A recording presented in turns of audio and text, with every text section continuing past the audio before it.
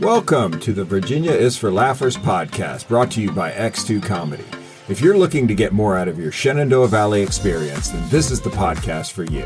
You'll meet interesting people, the comedians that perform here, and find out more about what you can do and see. Whether you live here or plan to visit, listen to explore what helps make up our unique slice of heaven. Now here's your host, Dawn Davis Womack.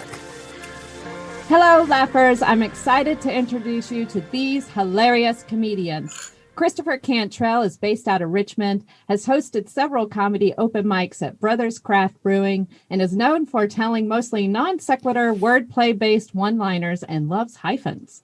Mike Moran is a Baltimore-based comedian, podcaster, and writer whose style is best described as deadpan, stupid, smart. He hosts the Confessional podcast and performs all over the DMV area. Among others, Mike has performed with Michael Ian Black, Creed Bratton, and Robert Klein, interviewed Patton Oswalt and Tom Arnold, and written for Skeptic Magazine and Hard Times. Kenny Lee Robinson, a.k.a. Cornbread the Comic, is an award-winning comedian. Cornbread has appeared coast to coast in comedy clubs, churches, corporate events, political fundraisers, and more. His clean, energy-filled comedy is hilarious and memorable. Kenny is a 3-time Inspirational Country Music Association Comedy of the Year and LOL Gospel Comedy Association Spirit of Laughter Award winner. Welcome to the show, fellas.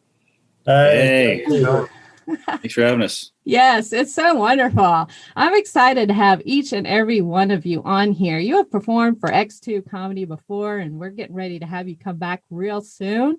And I thought it would be a great opportunity to have the listeners get to know you a little bit more, whether they make the show or not, because you'll be coming back around again and they could see you somewhere else. So I'd like to start with a little bit about how each of you got started in comedy and how long you've been doing it. We'll start with you, Christopher. Okay, cool.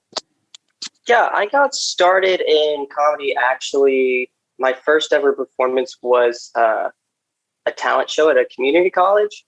And it actually went pretty well, which is not what I had heard your first time performing jokes was supposed to be like. And I did a lot of open mics right after that, not for comedy though. These were like just open mics in bars and things. And excuse me. But yeah, I've been doing it for almost 6 whole years now, and it's been fun. I love doing it. Nice. Thank you for that. How about you, Mike? Yeah. How about you? I started, I think just over 10 years ago. I took an improv class. I had no, ambitions of being a comedian or anything. And, I was like pretty good at the improv, which is weird because I'm never good at anything right away. And then like Christopher, my first stand-up open mic went shockingly well. And I said, okay, maybe I can do something cool with my life. Because I was at like a really low point in my life. And I was kind of like resigning myself to like living just like a blue collar life of misery. And then this was like my new hope. Been doing it ever since. Kind of not always, I've never stopped doing it, but like sometimes I'm more consistent than others. Okay. And how long did you mention that, or did I miss it? I think a little over a decade now. Okay. That's great. Okay. Thank you. And how about you, Cornbread? Well, I've been doing comedy now for 15 years, but I didn't get started till I was almost 50. I was working up in the DC area. I'd been doing quite a bit of motivational speaking for VDOT, where I was working at the time, and spoke at most of their conferences. And I found that the more jokes I told at the beginning, the more they would listen to the rest. And eventually it kind of migrated to the point that I just told jokes the whole time and didn't do the motivational speaking.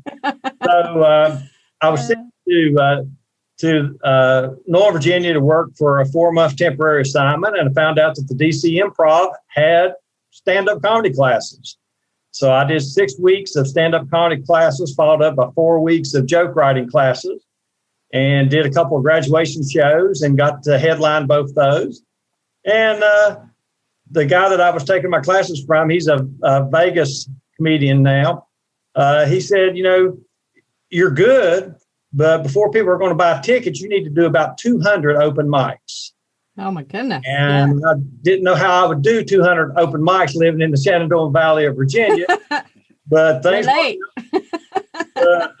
worked out. I wound up staying 3 years in Nova, and I started doing 4 open mics a week: Monday night, Tuesday night, Wednesday night, Thursday night. Week in, week out, I'd knock out 4, sometimes 5 open mics a week. And after about 200 shows, you either get good or you quit, one or the other. Open mics is really hard work. And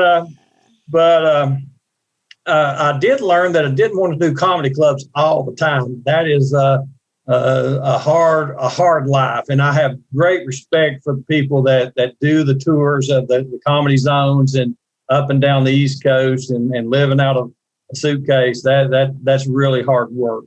So I migrated more towards corporate and church and charity comedies because you can sleep in your own bed.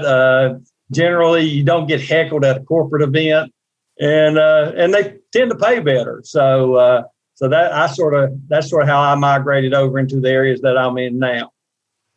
Yeah, I really like that. There are a lot of road comics out there to have total respect for. I have work really hard. They do. Yeah, we've had a few on our stages come as far as LA.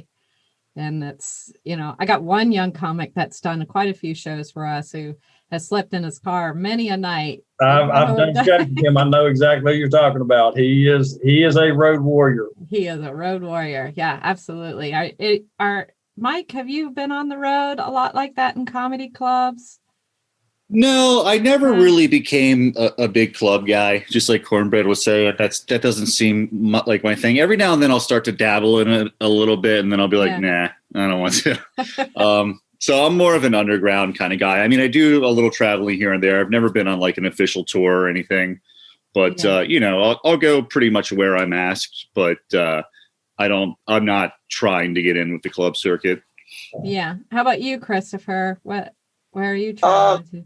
No, unfortunately not yet. Haven't had the opportunity. Anxious for it though. Would love to. But looking forward to it. I often, that was like my favorite part, looking forward to when I was first getting into comedy. Because I listened to a lot of comedians and they always talked about how the road was so awful. And that made me want to do it for some reason. Yeah, the glutton for punishment. There's nothing wrong with that. You're a young man. I'm all for it. And speaking of, influences in terms of what we decide to do and which direction we take our lives, what comedy influences have played a part on your all's career in developing your own styles? Start with you, Christopher. Well, as far as comedians I'm most similar to Nick Thune, especially because he plays guitar and does the same sort of non-sequitur one-liners. Mike Birbiglia is who got me into comedy. But I would say Kyle Kinane is who like inspires me. Like I listen to Kyle Kinane material. I'm like, I gotta come up with something, really, really motivates me. He's just so hilarious and he has the best stories and it's so loose and it's just, it's great. I wish I could do it, but no, I've got the one-liners. So. Yeah, you do. I love your one-liners. They're amazing. You guys got to come out and check Christopher's one-liners out. I'm telling you. When he doesn't say a few we really, really love, we're like, oh, darn it. So we can't wait till he comes to the show. I hope he says the ones we want the next time. Those are all great. We appreciate that about you, Christopher. How about you, Mike? What are your comedy influences?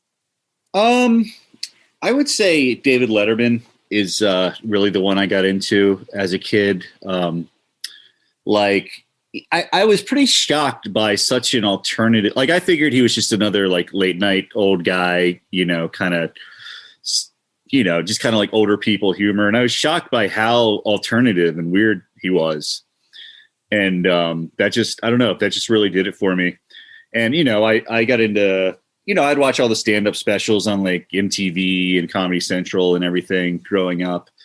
But I will say, like, I think most of my comedic influences aren't really other stand-ups, I don't know why, but I just like, I I don't know. I just kind of take more from other comedy media, and also I honestly like rarely ever watch stand up anymore because I'm around it so much, except for this last year.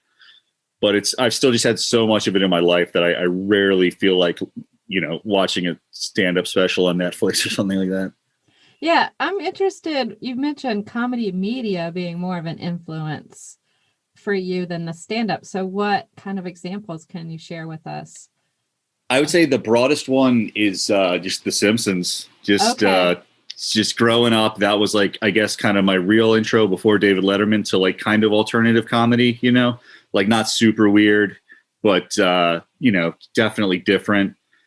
And that was like that blew my mind when it came out, and I just thought it was brilliant from such a young age. And other than that, I like there's a comic strip called the Perry Bible Fellowship. Have you ever heard of that? No, tell me about it. It's so good. It's almost like the equivalent of one-liners in cartoon form. Christopher, do you know this? Do you know about No, I haven't heard of it, but sounds up my alley. Sure. Yes, it's awesome. Okay, yeah. So tell good. us more, Mike, about that. Where do we find this comic strip? Where do you you type in Perry Bible Fellowship and you find it. It used to be in a lot of Google, Don. Google. It used to be in a lot of remember those like newspapers that were like weekly or monthly newspapers that they would have around the cities and stuff. What were those called? How soon we forget. This was just like a few years ago. Now they're like ancient history. All our brains are mush after COVID. Like we'd have the city paper up here in Baltimore, and it would be in that and some other things. Okay. And I'll have to check that out. I'll send it to you. Oh, please do. How about you, Cornbread? What are your comedy influences? Well, I grew up in the 60s and 70s, and of course the influences back then were Flip Wilson, TV show, Hee Haw. Yes. I had every 8-track tape of Red Fox and Jerry Clower. He's not dating himself. Yes. You couldn't just rewind. You had to wait for like an hour for a joke that you wanted to hear again. You couldn't just hit replay. But as I started studying comedy after taking classes, one or two people that sort of helped me develop my style were a not a well-known comedian, but was really big on the circuit was Tim Wilson. He used to be one of the call-in comedians on the John Boy and Billy show. But Tim Wilson passed away a couple years ago in his early 50s. But he was a great storyteller, stand-up comedian, and that's sort of the style that I've developed. You've seen me. Yes, and I love it. Yes. So the people that I like to watch currently, I love James Gregory. I like Leanne Morgan. Females. Larry the Cable Guy, Jeff Foxworthy, that are sort of the storyteller. That you have a lot of punchlines in the story. You build in small punchlines all along the way, so that you don't make the audience wait for the big payoff just at the end. So I've tried to develop my set so that one setup gets 6, 7, 8 punchlines. Nice. Because people don't want to just listen to your setups. So you've got to have punchlines throughout the setup with the big payoff at the end. And so I look for comedians that use that style. Larry the Cable Guy. Larry the Cable Guy will make you laugh 6 times before he gets to his big payoff punchline, because he has learned to seed smaller punchlines throughout the entire setup. Yes, absolutely. Well, Mike Birbiglia is a storyteller comic with that kind of style also. I really like him. Yeah, I love the storyteller comics. It's so much fun. You get to learn so much about them, and it takes you on an entire ride. Yeah, I love that about you. I heard a good one on Ron White. If you watch the Blue Collar Comedy Tour, he always tells the tater salad story. They call me Tater Salad. And he told that joke, 5 nights a week for 2 years when Blue Collar Comedy Tour was touring. Yeah. And so when he finally went out on his own, he thought, people have heard this. They don't want to hear tater salad. It's a 9-minute bit. And so the first night out on the tour, he doesn't tell the joke. So he comes back to his bus, and there's this big biker dude and his big biker girl waiting for him. So he's thinking, he's reaching in his pocket to get his Sharpie. He's going to sign an autograph for him, give him a CD or something. And the big biker dude says, "You owe me $150, fat boy." And Ron's like, "Excuse me?" He said, "You didn't tell a tater salad joke, and I paid $75 for 2 tickets, and I didn't get to hear a tater salad joke. You either give me $150 or I'm whipping your ass right here in the parking lot." Oh my goodness. So Ron said he just reached in his wallet and got off $150 and paid the guy. And he said, "I just decided I'm going to tell tater salad till I die because he didn't want to see that." No, it's in every show. That's a good segue to a life lesson I've learned, listeners. That is, flexibility is your friend and expectation is your enemy. So remember that every time you come to a show. Word to the wise. Well, that was awesome. I appreciate that. I would like to ask each of you, how do you come up with your comedy material? And what does your process look like from the idea, which us comics call the premise, to the stage? And I will start with you, Cornbread, if I can. Usually, if you follow me on Facebook, I try to put a joke on every day. And so when you do a Facebook joke, especially if you use their backgrounds, you've only got about 100 characters that you can type in, that you've got to, basically all you can do on that medium is just give up the punchline. Okay. So I start with the punchline and work backwards. I take punchlines, and then I start looking for a true life event. You've heard my love at first story. Yes. Bit. Yes. That's my tater salad. That's every show. So I actually had the punchline first. The about 90% of that joke is true about meeting my wife. But what I did was then I took the true story of meeting my wife and took about 7 or 8 different punchlines and then wove them into the story. So generally, I take punchlines and then develop the setup. So I actually sort of do it the opposite. I create a setup to bring me to these punchlines that I've already written. I really like that. Didn't Dave Chappelle, doesn't he do that or did that? He just wrote a bunch of punchlines and it's worked backwards. Isn't that right? So, am I remembering that wrong, comics? You're probably right. And a lot of comics do that. And that's the way I do is I work from my punchline back to the setup. Yeah, I like that. How about you, Mike? What's your process? Well, I'm thinking I should actually probably steal Cornbread's idea now that I hear it. Because it's a gift. I give it to you. Thank you. Because a lot of my jokes, I do test out. I do test out a lot of jokes on Facebook to see, what kind of response they get. Exactly. And a lot of my jokes are very short. But to be honest, outside of that, I have not found it yet. I'm 10 years in and I'm still searching for my formula. I sit down and make myself write for a certain amount of time, but there's no formula to it. And I've actually been spending, and other than that, I just collect things as I think of them throughout the day, put them in my phone. I found that to be the most important thing, because you think you're going to remember it, you're not going to remember it. Definitely not going to remember it. No, put it somewhere in the phone, write it down, do something. For sure. Yeah. But I've been spending the quarantine actually kind of like, since I have the time, kind of like meditating on and giving myself the time to think about, what is comedy and like, what do I want to do with it? And what kind of energy is there, And kind of like searching for what is that creativity that does that, you know, because you can get into that mode sometimes, Right. but you can't, you know, for me, I can't put myself into it. So I'm still searching, honestly.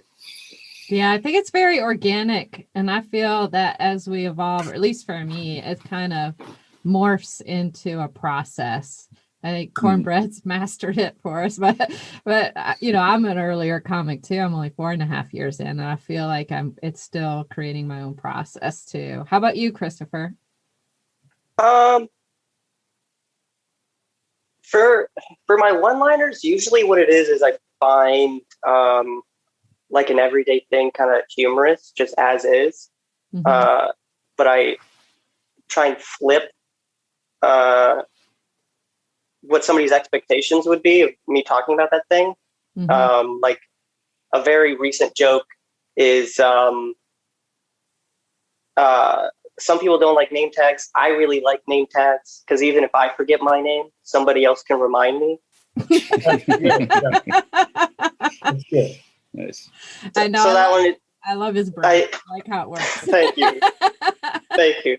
And that one, and you know, it's just name tags are humorous for some reason to me, and so I just thought it'd be kind of funny to fit that in there somewhere. But if I ever try and talk about a subject for longer than just one thing, usually it's just being kind of strange. You know, it's I don't know how quite to describe that process yet because I'm still working on expounding jokes. So it's kind of fun to figure out what I have to do to make it funny if it's longer.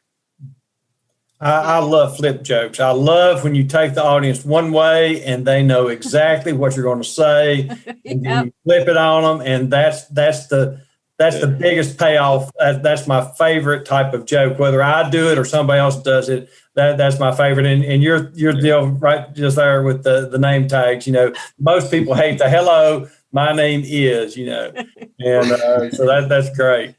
Yeah, it is great. I love that. Now, listen. Yeah, you're welcome. Now, listen, you know, we get asked a lot the question, you know, what do? You say comedian. They find that out. What's the next thing they often say? Tell me a joke. Tell me a joke. Yeah, tell me a joke. So I'd love to hear from each of you how you respond to that question. And we'll start with you, Christopher. How do you respond to that? Or do you have a few different responses? I have a few go-tos. And for me, it's easy because I got the one-liners. So it's really not a pain for me. I can do it like as I'm sprinting away from the meeting. But usually I go for like my worst puns. So my two go-to responses right now are I just bought a jacket for the next time I go hiking. It's my Trailblazer. Yes. Yeah. And I accidentally put the wrong dressing on my salad. Been a regret. I like both of those. Very nice. Very nice. Good job, Chris. Clap for that one. Yes. Thank you. Yes, you're welcome. How about you, Mike? How do you approach that? That's when I realized that I apparently have no jokes. Like I just have, I don't know how that works, but like every single time I'm like, and I keep telling myself, and this is for a decade, that I need to like have a few go-tos like Christopher does. But I usually just end up being like, well, you're going to have to come see me. Yeah. I do have like a few one-liners, but for some reason, a lot of times they work live, but they just get blank stares when I do them one-on-one. As I usually tell people, like, it doesn't really translate one-on-one for some reason. Mm-hmm. I'm really not that funny, like person to person very often, but I have like a few one-liners that I go to. Like if I could choose one superpower, I'd probably go with China. That's a good one. I like that one. Good one. I like that. Good one. Yeah. Oh, a new one that I came up with that I'm very proud of. I haven't really gotten it to test yet, but anybody have cheap parents? Anybody grow up with Play-Gos and public television? Anybody? Yeah. I remember one year around Halloween, I told my mom I'd like to be a skeleton, and she was like, "Well, can't you just be patient?" Eventually, you're going to be spending a lot of Halloweens as a skeleton. Why don't you enjoy your flesh while you have it?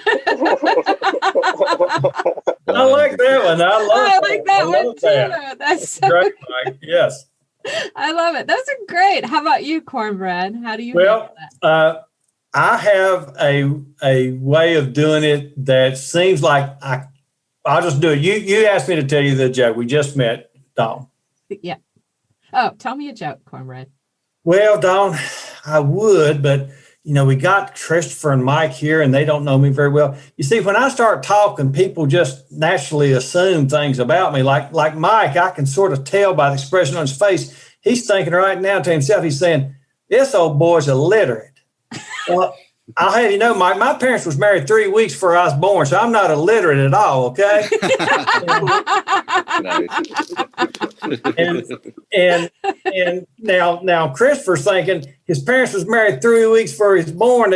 How could they even know each other? Listen, Chris, they've been first cousins all their life. They didn't have to be married a long time, now y'all are judging me. I can tell Dawn's got that judgy face on. She's judging me because I'm inbred, but hey, inbred people have certain advantages. I was born with 6 toes on each foot. So I was the first kid in our trailer park where I could count to 22. So 23 when I'm naked. So I do something like that. But here's the key. When they ask for a joke, they've asked me for a favor. They now owe me a favor. I keep business cards with me all the time. I hand them 2 or 3 business cards. I say, hey, you've heard my jokes now. Do me a favor. Pass these along to, if it's a person, a business person, pass these along to your HR department. I do motivational speaking and corporate. If it's a Christian, I say, hey, could you pass these along to your pastor? And I usually will get, just by passing out business cards, I'll get 10 to 12 shows a year. Say I pick up, $300 to $500 per show, I pass out usually about 1,000 business cards a year. Cost me about $25, $35. I'll easily pick up $3,000 to $4,000 in shows off those business cards. So when people ask for a joke, I give them the little bit about, being inbred, being, illiterate, whatever, give them some business cards, and invariably I get some shows. That's brilliant. I'm stealing all of Cornbread's ideas tonight. These are some good ones. I know, right? Old people have been doing it. I've just been doing it long enough. I've made enough mistakes that I've learned that you'd be surprised. People actually want to help you. Yeah. Most people do. Yeah. You may not realize it yet, but the fact that you're a comedian, you're doing something that they wish they could do. That most people would rather die. People fear death more than they fear public speaking more than they do death. Mm-hmm. And so, you're doing something that they wish they could do. And I found that most people, if you give them some business cards and ask them to pass them along, they will. And it's cheap. Vistaprint runs those 40% off deals, and you buy 1,000, costs you $35, $40. I put them everywhere. Every Gideon Bible of every motel room I've been in the last 15 years has a Cornbread the Comic business card in the Gideon Bible.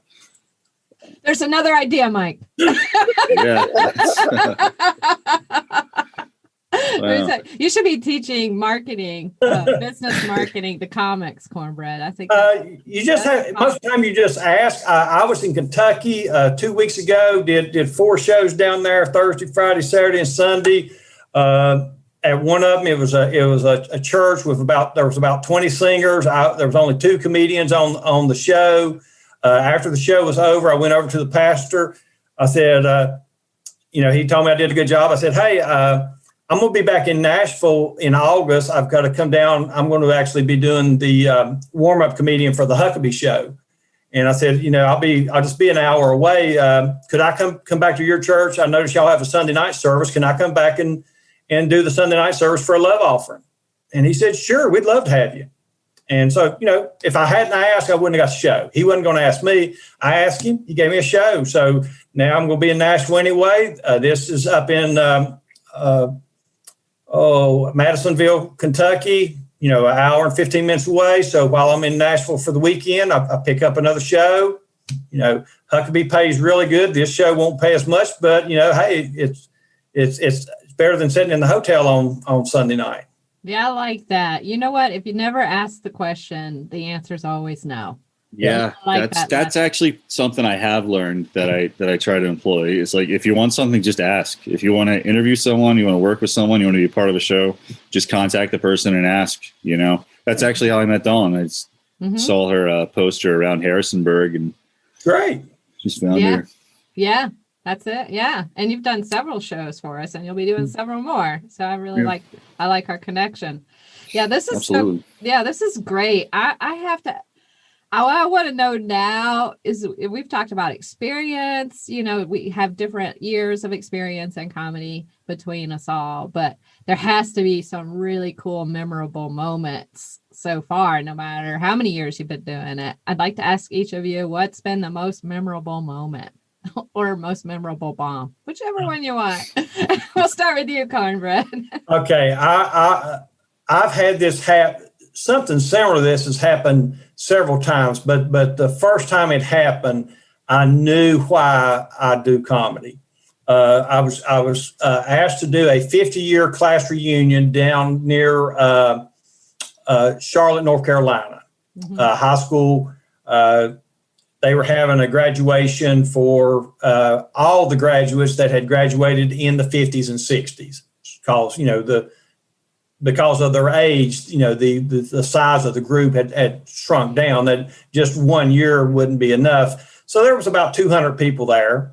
And so they had a dinner. After the dinner, I get up, I do 45 minutes. And after it's over, I'm shaking hands. And this lady comes up to me, probably mid 70s, early 70s. And she said, I need to tell you something. And I said, what's that, ma'am? And she said, my husband passed away 2 weeks ago. And I said, I'm very sorry.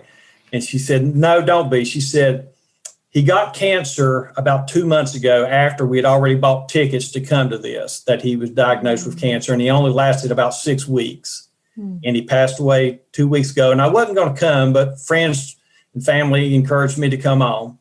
And she said, I have not laughed since the day the doctor told me that my husband had cancer. And she said, you started me laughing with your first joke, and I laughed nonstop for 45 minutes. She said, I want to thank you because I really needed this laughter. Wow. And I knew then that's why I do comedy, not for the check, not for the awards or anything else. All of us, we're not going to, I drive 4 hours to do a 1 hour show and then turn around and drive back 4 hours to get home. I've drove to Philadelphia, done a 30-minute set and drove all the way back 5 hours each way. You don't do it for the checks. You don't do it for the attaboys. You do it because you get to make people laugh. And I've had that now happen numerous times where people have told me that, there's been a death in the family, there's been an illness or whatever, and I made them laugh. And that is the most memorable story that I've got. It tops everything else. That gave me goosebumps. Comedy is healing. It is. A great life reset button. Yeah, for us all. So, guys, who wants to go after that?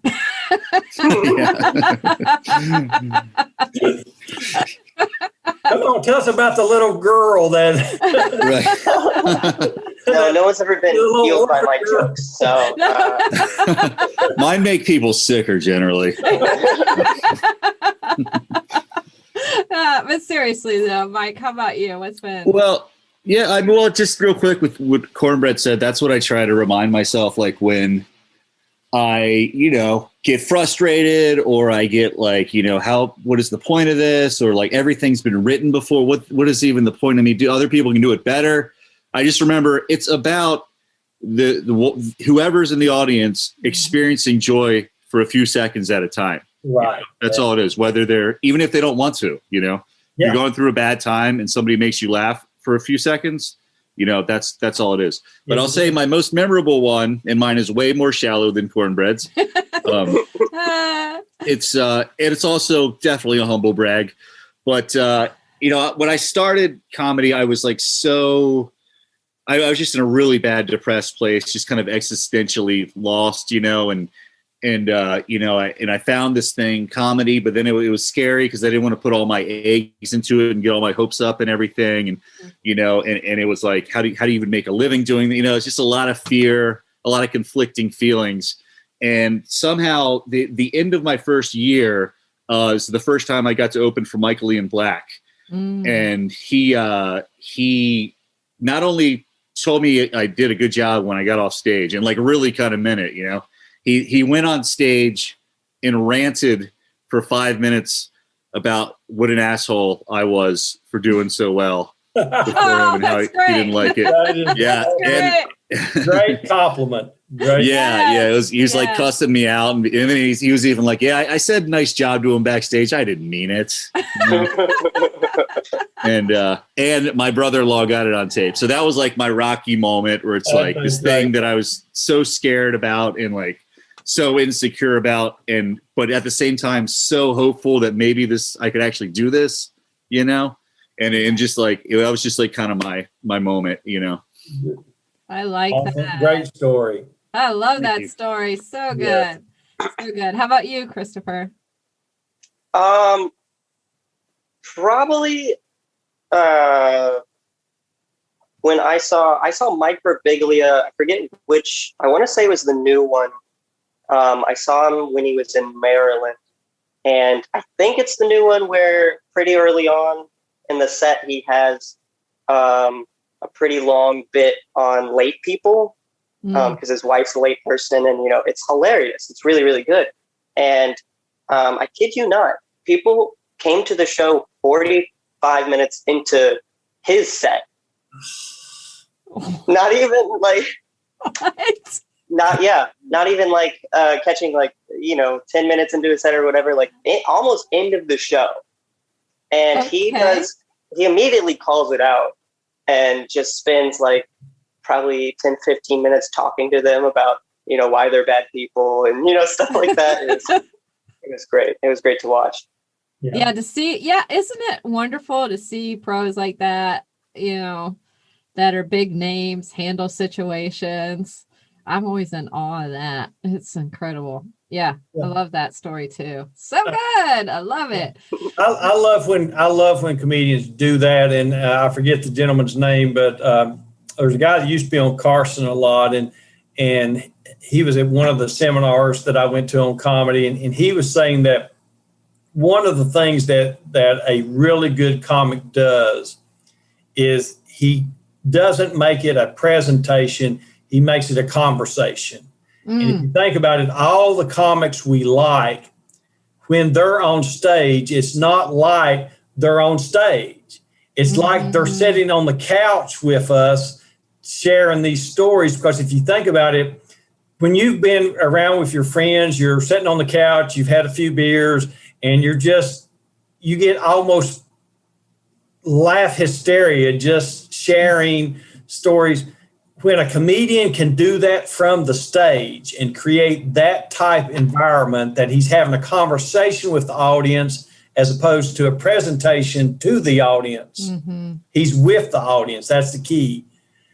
That's the guys that are the 5-star comics. Yeah, it's about the connection. It's connecting with the audience. And then they feel it. Yeah. I love that. Oh my gosh. Well, we have all been kind of on a little bit of a hiatus of sorts with this COVID this last year. And it's looked different, for different comics, but depending on just what's been going on in their lives, if their family's been affected by COVID, their goals over that time. I'd like to hear from each of you what that period looked like for you and your comedy and your craft. And then did you do any outdoor shows, drive-ins, and Zoom shows? And what were those experiences like? We will start with you, Cornbread. All right. I had just done, I had been down to Bristol and done some shows the end of January. I went down to the Virginia Beach area, did some Valentine's Day shows, and had a pretty full schedule. Probably had 30 or 40 events coming up in 2020 already when March rolled around. And of course, all that went, everything went away. During the time, I just did other things. I've done, I do construction consulting. So I've done that to fill my time. Today I just finished a project up in Hamilton, Virginia, right outside of Leesburg. We just finished up today, and I'll be heading back home tomorrow. But so I've done a lot of consulting work in the last year. Did a few shows. I've done a few.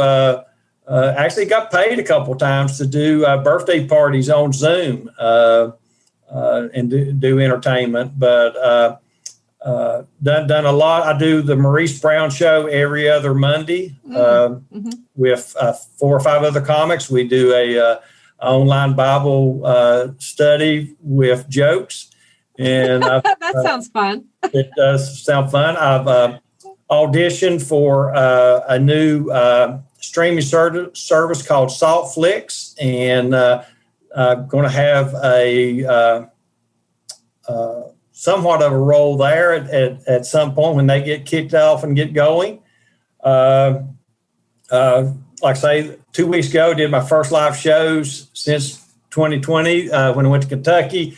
Got in addition to your show next month, I've got the 3-day comedy conference in Triangle, Virginia, near D.C. coming up June 24th, 25th, and 26th, where we have 3 days of comedy comedians getting together from all over the country. We've got about 20-something about 50 or 60 comedians coming from about 20 different states, and I'll be teaching a seminar called the How Now Wow Wow of Comedy.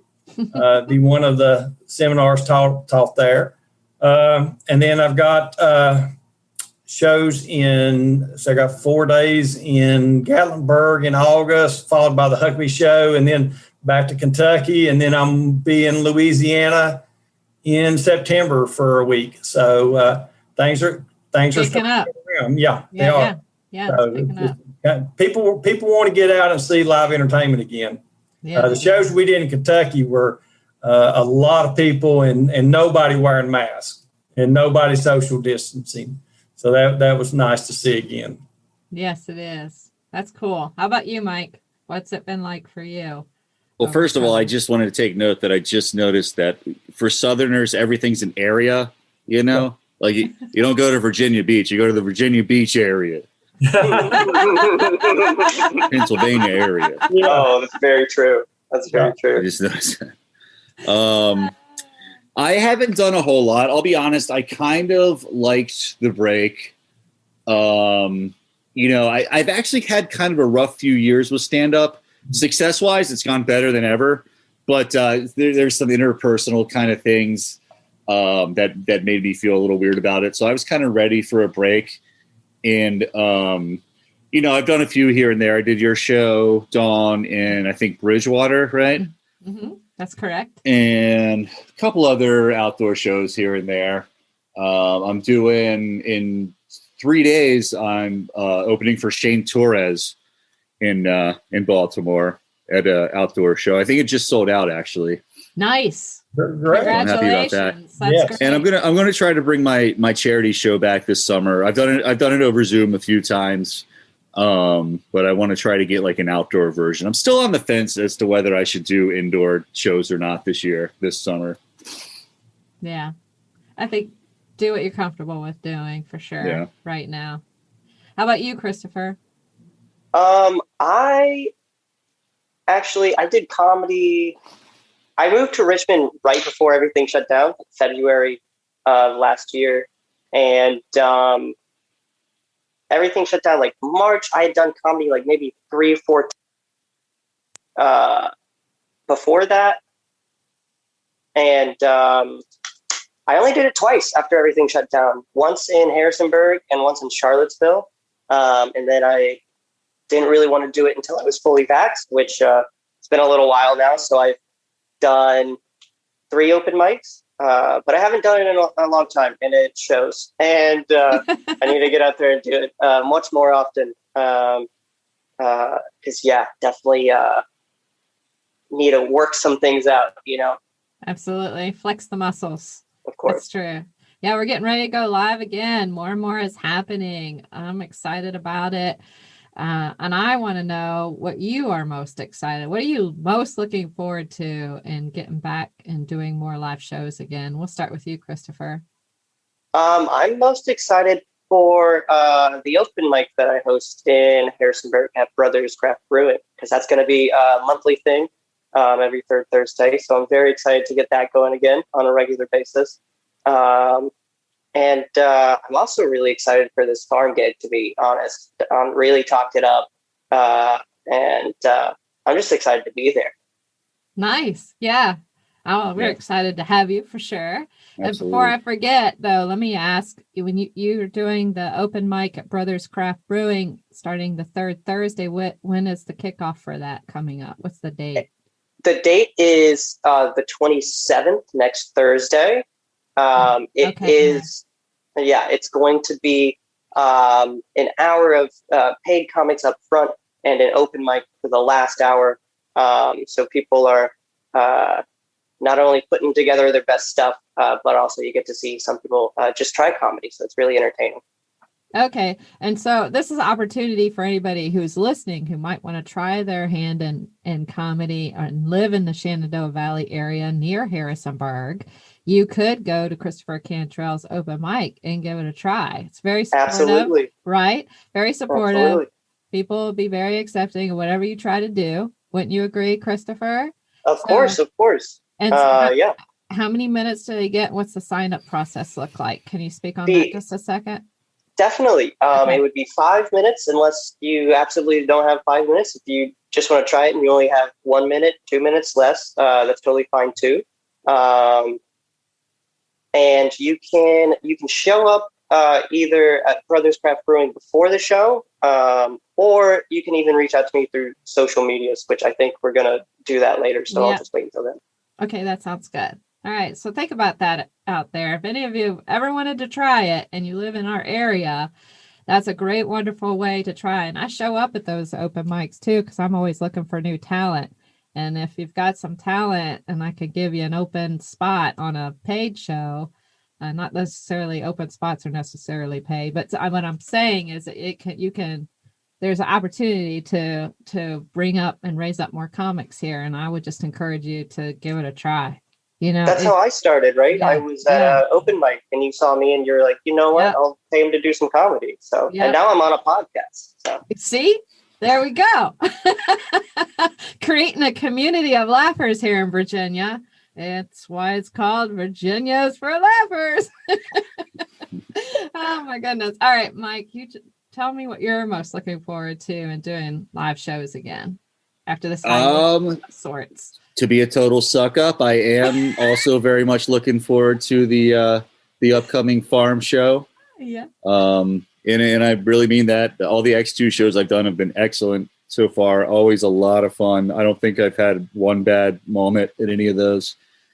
So I'm looking forward to that. And I'll be honest, I'm nervous. I'm anxious about getting back on stage, but it's good for me ultimately. It is kind of part of my therapy in life is to face my fears and get up there.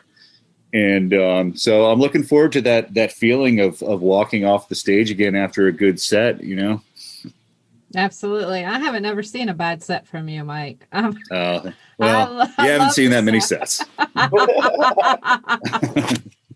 Yeah, well, I laugh every time. How about you, Cornbread? What are you looking forward to most in terms because you've got a lot coming up. So I look forward to being with the other entertainers.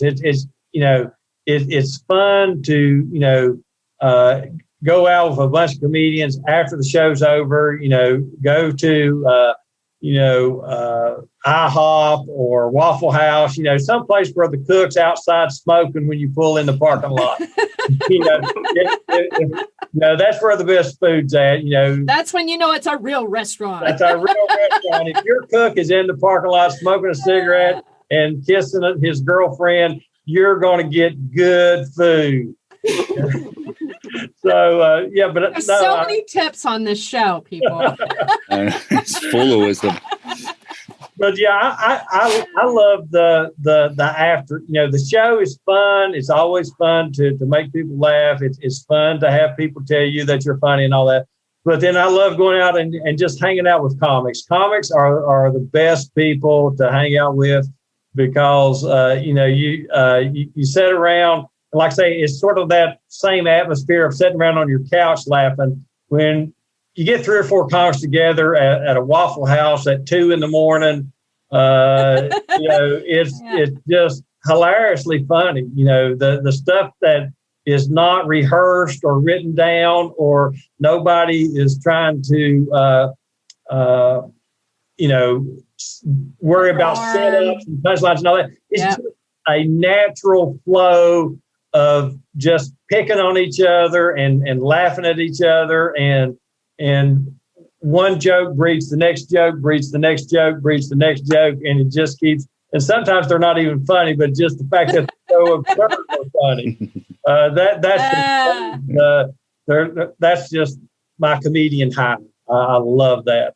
Yeah. And it's the best when every table around you is completely annoyed too. Yeah. That's good. We're getting dirty looks from. Yeah, Don.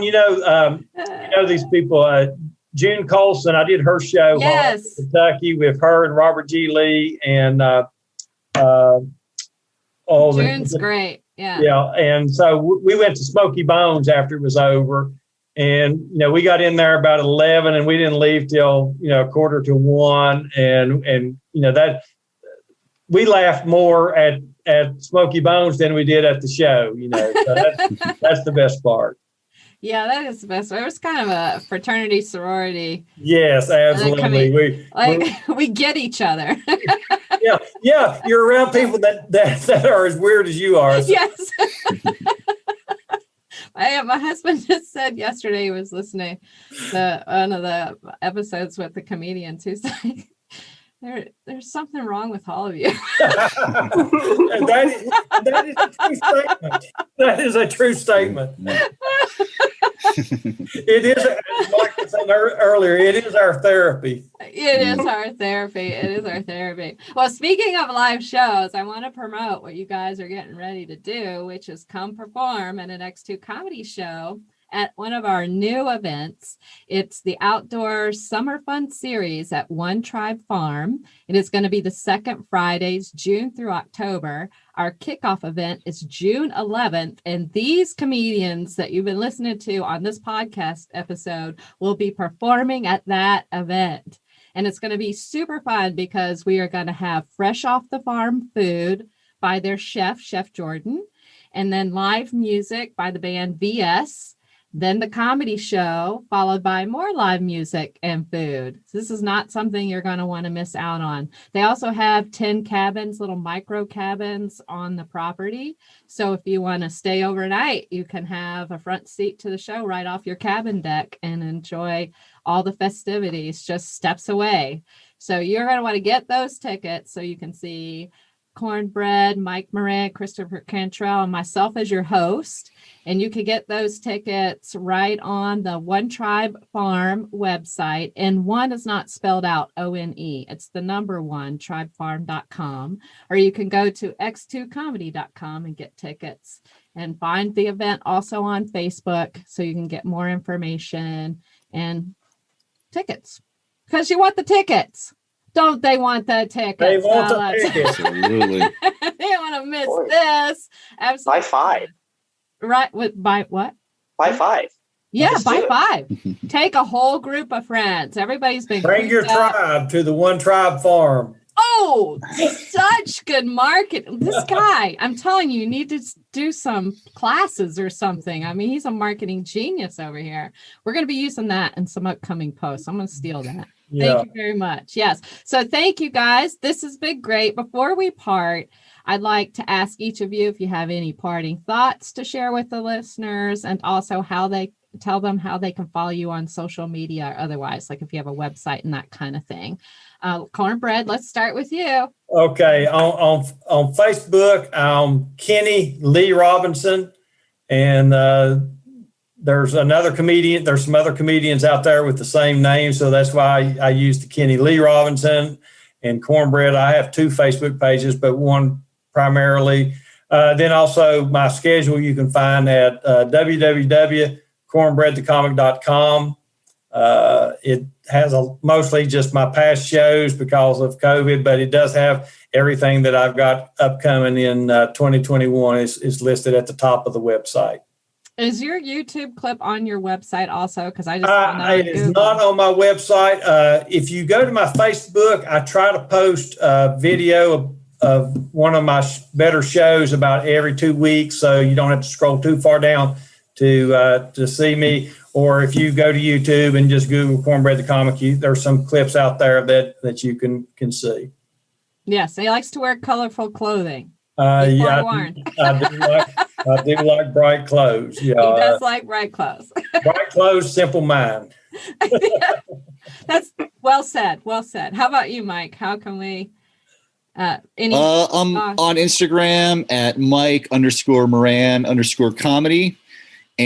But really most of my activity is just on my own Facebook page. It's for some reason it's turned out that way. Like whatever little following I have is just on my personal page. Do a lot of different things there. I ask the questions for the confessional there. And I also actually have a support group that I created called a support group for depression and anxiety, where we eat cereal. And that is exactly what it sounds like. And if you know anyone that experiences those things, you can direct them there. And we got a nice little community going on there too. Yeah, that sounds really good. I think people have been struggling with mental illness a lot with this COVID situation. So I encourage you to check it out. It's a really great community. You'll feel supported, and I imagine laugh a lot too. So yeah, it sounds good. How about you, Christopher? You can follow me on Instagram and Twitter at CSC. My initials, Christopher Stephen Cantrell, 21293. My birthday, if you're curious. My social security number is yeah, those are the 2 socials. And if nope, that's it. That's it. That's what he has to say. Isn't that interesting? Did you notice that? So Christopher's in mid-20s. You're about my son's age, aren't you? Around 20? 27. Yeah. So my son's 28. Yep. We kind of have a similar look. So people wonder if I'm his actual mother. That's actually happened a couple times. But in social media wise, you can tell the difference. So our 27-year-old millennial over here, he's got the Twitter and the Instagram, and us old people have Facebook. We're still on MySpace. Yeah. But any parting thoughts? We missed that. Anything you want to, any last words to the listeners that you want to share? Don't all scream at once. Keep smiling, America. There you go. Okay, that's good. All right, we're gonna, you got something? Be kind. Be kind. Like it. What about you, Cornbread? Oh, let's see. Buy stock in Disney every month. When you get your paycheck, buy $100 worth of stock in Disney. When you're my age, you'll be a millionaire. So that's my advice. Buy Disney stock every payday. I'm so glad I asked the question. It's so great. We got so many tips off Cornbread today, didn't we? I mean, really. I feel so much smarter today right now.